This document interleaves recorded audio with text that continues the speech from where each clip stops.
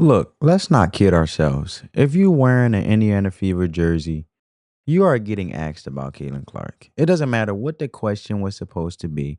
Somehow it always circles back to the phenomenal, the great, the legend. Man, she's a legend. She's solidified. I don't care.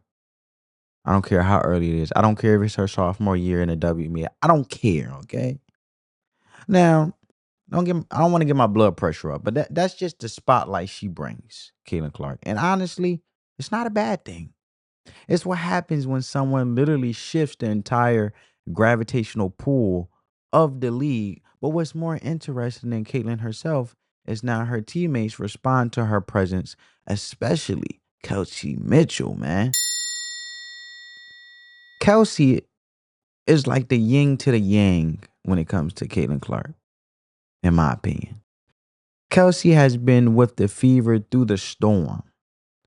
She's seen the dark days. We're talking 5 wins in an entire season, baby. Like 5 wins in an entire season. Like that's sad, right? That's sad. Wonk, wonk, wonk. You know what I'm saying? Like that's sad, sad. Like that's going out sad, sad. Like ain't no other way to put it. So when you think of that and how many years she been with the Indiana Fever, she been with the Indiana Fever She been with the Indiana Fever since 2018. Come on, man. 2018. So when you put that together and you actually add the context, that's not a rebuild. That's a resurrection job. And now fast forward to today, you got a team that's not only stiff in the playoffs, they're crashing the door down.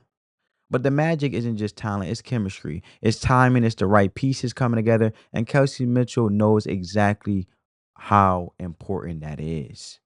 Now, what really stands out is the way Kelsey Mitchell talks about Caitlin Clark, because if you want to tell how the chemistry is with a team from the outside looking in, the locker room, look at how they talk about each other. That's one sign right there. It's like you being in a relationship, right? I like to always break it down from a C student perspective, giving a real life an example. The way through your flaws, through your imperfections, your significant other, your boyfriend or girlfriend, husband or wife talks about you in public says a lot, because then if she can scrutinize you in public, then it tells you the true feelings of how she really look at you in private. If they can willingly embarrass you in public, because a true person that really loves you, they're gonna tell you in private and they're gonna defend you in public.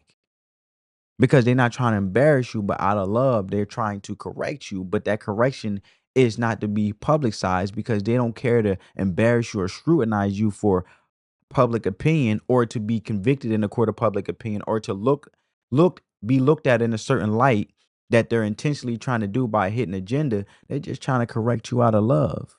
And sometimes it takes tough love, right? So if your significant other, your boyfriend or girlfriend can say how wonderful you are through your flaws in public, then it really shows through the good and the bad times just how they remind themselves. And this is how they look at you, focusing on the good things 99% of the time. Because if you want a successful relationship, if you want a successful team that have good chemistry, good locker room chemistry, to really be intact through the good and the bad games, you have to look at what they focus on. Do they focus on 99% of what's not working, or 99% of what's working, and how you all can come together and play a crucial role, and how effective you are while becoming aware and learning each other, while working working at your strengths to build up your weaknesses, by also iron sharpens iron by sharpening each other to be great. So when you see how Kelsey Mitchell talks about Caitlyn, she's not just throwing compliments around. She's saying things like Caitlyn changed the world. That's not small talk. That's a veteran acknowledging a cultural shift. And the fact that someone as accomplished as Kelsey is saying it, that speaks volumes. But let's be clear. Let's be clear. Caitlyn isn't carrying this team on her back, and she knows that. It's a team sport. This run doesn't happen without Kelsey Mitchell. The efficiency, the scoring, the leadership, it's a two-way street. They feed off of each other. And when that fine situation happened, the one when Kaylin joking about it on social media and it turned into this whole thing online, people genuinely thought she was trying to start a riot. Meanwhile, in the locker room, they were laughing, right? Because remember, Kelsey Mitchell, sister or family members had spoken out, and they were saying how Kelsey Mitchell was jealous of Caitlin Clark, and Kelsey Mitchell wants the spotlight, and she feels though she deserves it because she's been there longer than Caitlin Clark. And Kelsey Mitchell family members were spewing these things, not Kelsey Mitchell exactly or directly coming from Kelsey Mitchell, but her family members was feeling like, oh, my loved one, which in this case, her family members of Kelsey Mitchell had a post that was going viral of people talking about it, a lot of content creators and influencers saying, yo, if Kelsey Mitchell family members could say this out in public, then obviously this is what Kelsey Mitchell was saying in private to her family members, and now it's coming out. But really, when they were trying to pin Kelsey Mitchell, put this whole storyline, influencers running with it and saying these crazy rhetoric of Kelsey Mitchell really wants Caitlin Clark's spotlight, but she got to play cool because she's not the cultural shift. They were laughing in the locker room. They got the joke because Kelsey Mitchell knows Caitlin Clark. Caitlin Clark knows Kelsey Mitchell. They're with each other on the regular. And if you really want to understand a team's culture, don't look at press statements. Look at how they handle moments like that. The grace, being humble, the unity, the love. That's what wins games. But check it out. You've been, as you mentioned, your career with the Fever. First six, though, were tough, obviously. They weren't as easy. You guys have made the playoffs the last two. What's been the big turnaround? How have you viewed the way the team has grown organically? Oh, man, I think a big shout out to the organization taking time to rebuild. I think our draft picks ended up coming big. Lexi Hall was a big draft pick, and then you get Kaylin, and then you get AB. And so you culminate that together with, my experience and having to, go through a couple things before they got there. I think it was just like a match made in heaven, really, because I was, still at a young age to really, vibe and get to know these players for who they were. And then you bring in Kaylin, who changed the world, changed the dynamic of basketball. And as a friend and as a player, you better appreciate her because, certain doors have opened because she's come to the Fever, and you have to respect that. And I love the teammate and person in her because she's accepted it with so much grace and even welcomed us with open arms to, make this thing happen. So I think it just took a lot of big pieces to make, what it is now. There you have it. And now let's talk future a little bit, family. And let me know you guys' thoughts down in the comments below. Because if you think this team is just a fun story this season, you're not seeing the bigger picture. This is the foundation, the core four, right? The core four, Kelsey, Caitlin, Lexi Hall, Leah Boston. They're not just good. They're building something sustainable. And I genuinely believe Kelsey would take less money to keep this group together. Not a massive cut, but enough to make the math work. And that tells you everything. These players know what's coming. I believe Kelsey Mitchell really wants to cement herself in this franchise of the Indiana Fever, giving her heart since 2018, right? To this organization. And she's been with it as a baby, and now it's starting to spring, right? The franchise. There's success on the court, but off the court, there's branding power, endorsement money, and marketability most WNBA teams only dream of. That's why I believe that, Kelsey Mitchell will take some less money, not a massive cut. But let's not pretend they're perfect, right? Because there's one major hole, the four. That power forward spots needs to be addressed now. And there are options, Azora Stevens, Alana Smith.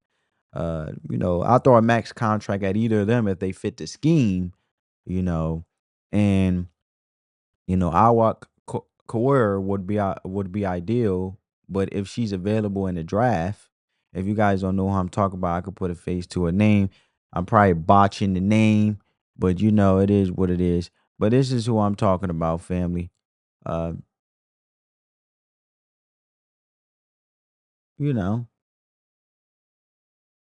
here in Texas. Now like I said, she would be ideal, but if she's available in the draft, I'm calling up teams ASAP.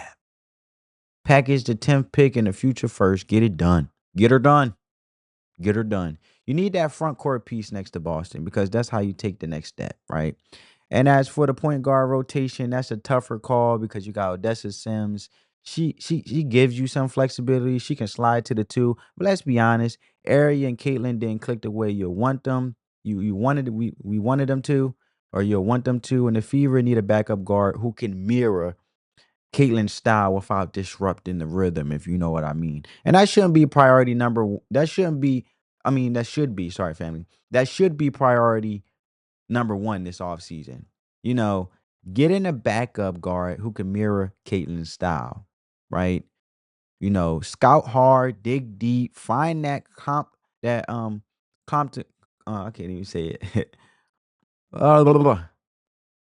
Complementary piece. There we go. Because if Caitlin needs a breather, you can't afford a momentum. You can't afford a momentum drop. You can't afford it. Keep Lexi, keep Sophie.